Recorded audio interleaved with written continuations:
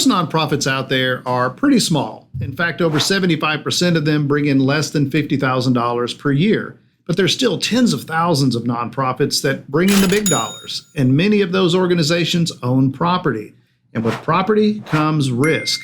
Today, I'm going to talk about a great way for nonprofits that own property to reduce risk, and that's with a 501c2.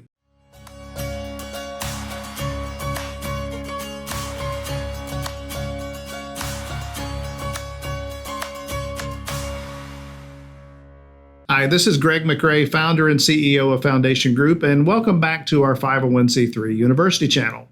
So everybody's heard of a 501c3, but what's a 501c2? The IRS calls it a title holding company for single-parent corporations. Now that's a wonky label for sure, but it's a great description of what this nonprofit does.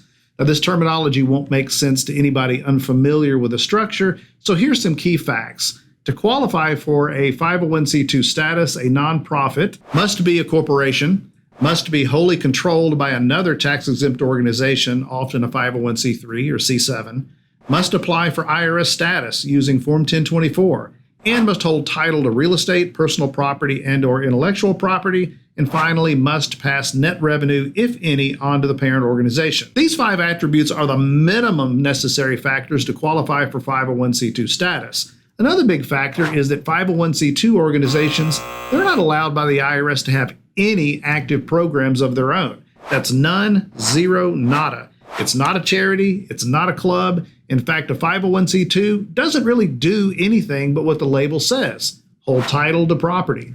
501c2s are allowed to collect rent from property tenants, if there are any, but that's it. And even then, the 501c2 has to pass through the net rent proceeds to the parent organization at least annually. All right, I can hear you now. Greg, I thought you said this was about reducing risk.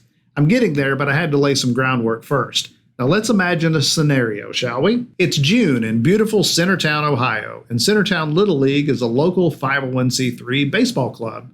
Now the club has grown like crazy these last few years and now owns a multi-field baseball park of its own. During baseball season, all of the fields are in use nearly every day. Good stuff, right? We're talking kids here, so you know there's going to be some bumps and bruises occasionally, but nothing bad has happened in the past 6-year history of the club.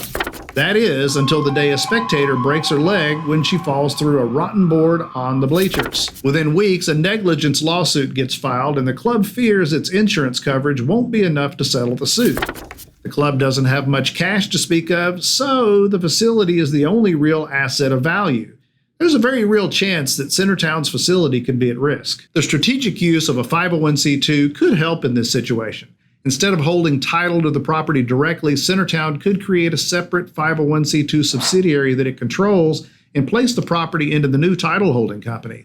In the same injury scenario, Centertown might still face a negligence lawsuit, but the property would be much harder to attach to in a judgment.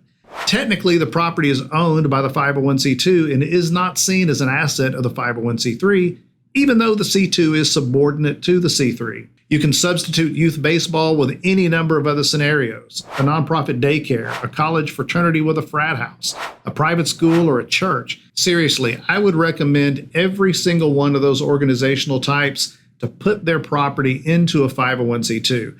All of them could use a 501c2 title holding company to significantly reduce the risk exposure of the most valuable asset they own, their real estate.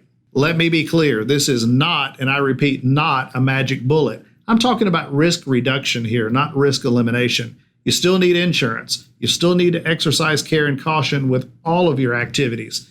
There are certainly scenarios where the property, it might still be at some level of risk, but adding separation between your 501c3 programs and your property is one more tool in your arsenal of risk reduction. Look, I'm a big advocate of setting up a C2 as part of an overall risk management strategy. It's cheap insurance. If you're interested in exploring this option for your nonprofit, give us a call. We set up these for folks all the time, so we would love to be able to help you. There's way more to 501c2s than risk management. In coming weeks, we'll take a look at other uses for 501c2, including the potential to lower annual minimum distributions for private foundations. We'll also explore the rental income angle a bit more. There's some really important considerations about rent and possible taxable income, so stay tuned for those. But that's it for today. If you liked this video, please click the like button, Subscribe if you haven't already, and don't forget the bell icon to be notified of future videos when we post them. Thanks for watching, and we'll see you next time.